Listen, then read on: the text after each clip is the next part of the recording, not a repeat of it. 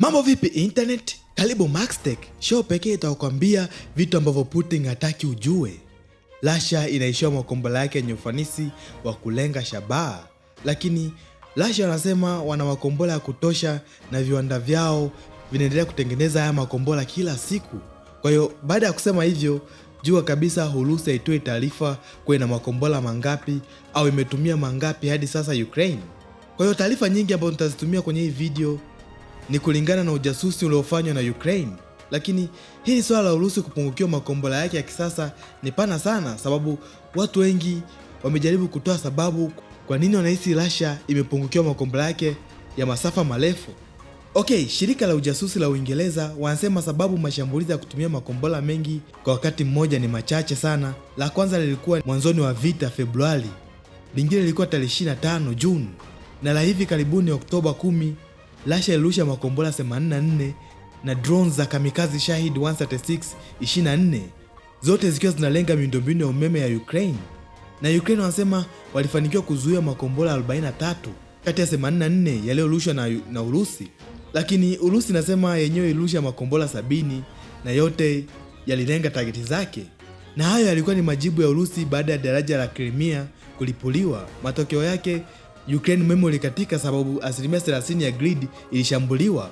Forbes anasema Russia ilitumia zaidi ya dola milioni 400 hadi dola milioni 700 kwenye hili shambulio moja tu. Kwa sababu kwa nini haya mashambulizi ya makombora mengi kwa wakati mmoja ni machache sana na yanatokea kwa nadra sana, inaonyesha kuwa Urusi imepungukiwa makombora yake ya kisasa zaidi.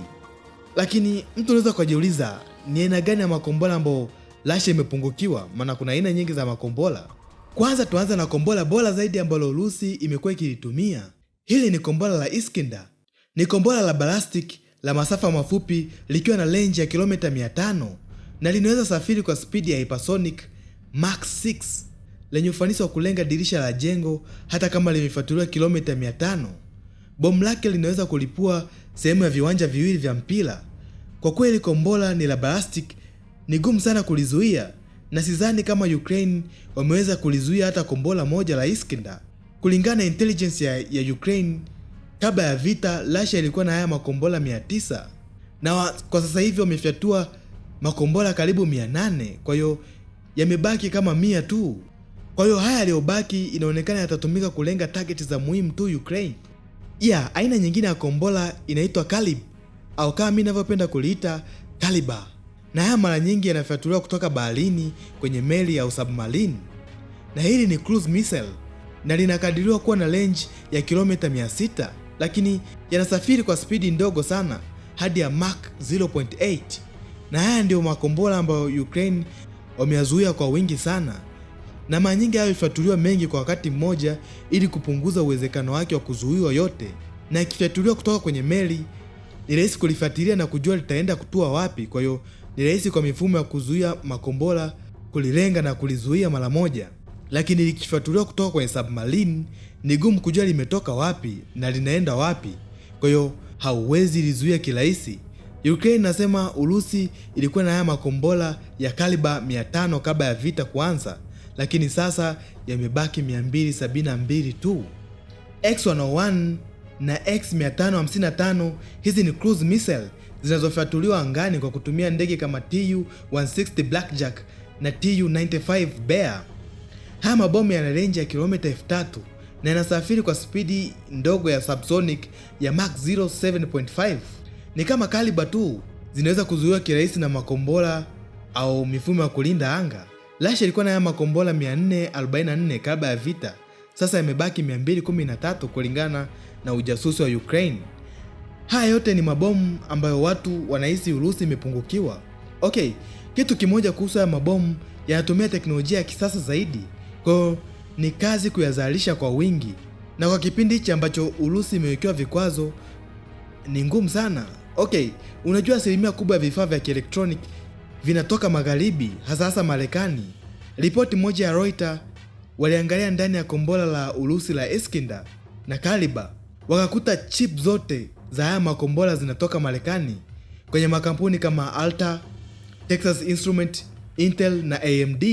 Kwa hiyo kutokana na vikwazo Russia hawezi kuagiza hizi chip kutoka Marekani, lakini wanaweza kununua microwave na kuzitoamu hizi chip na kuzitumia kwenye matumizi mengine kama kutengeneza haya makombora. Na hii ndio sababu kwa nini Russia wanaweza kutengeneza makombora matatu tu ya X101 kwa mwezi mmoja.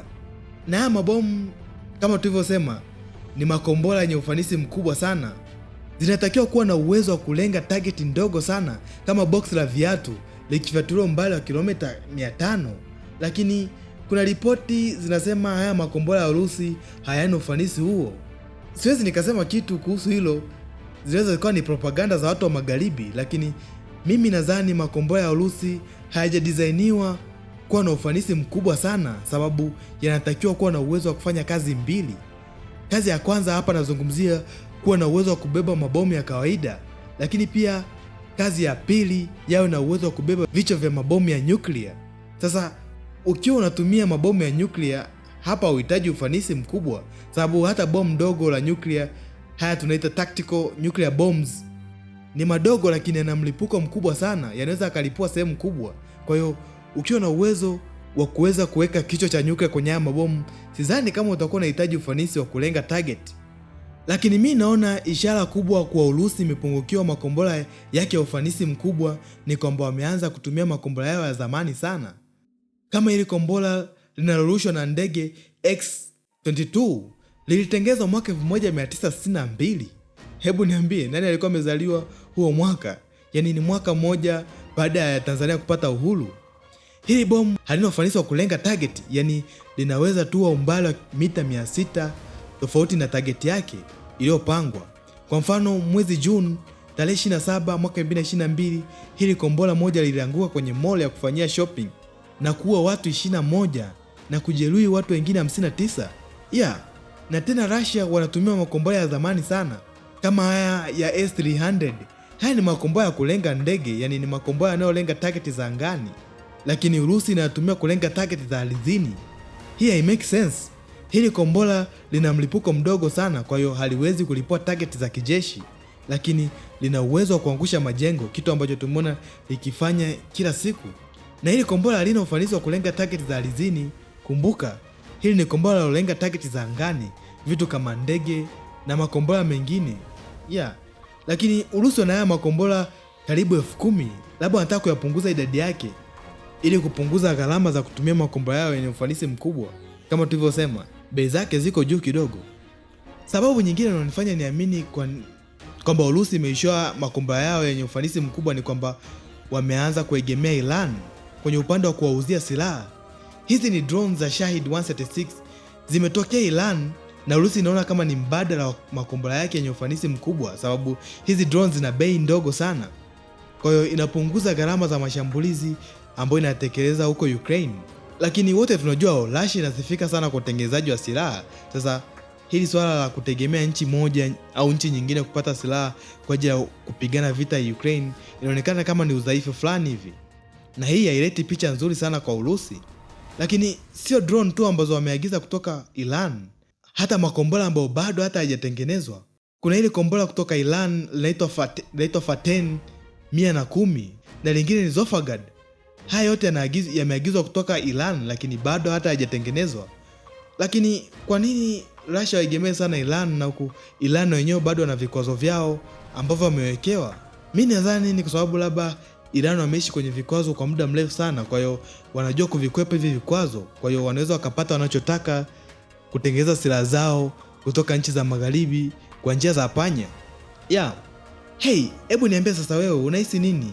Je, Russia kweli wameishiwa makombora yao ya ufanisi mkubwa, au hizi ni propaganda za watu wa Marekani?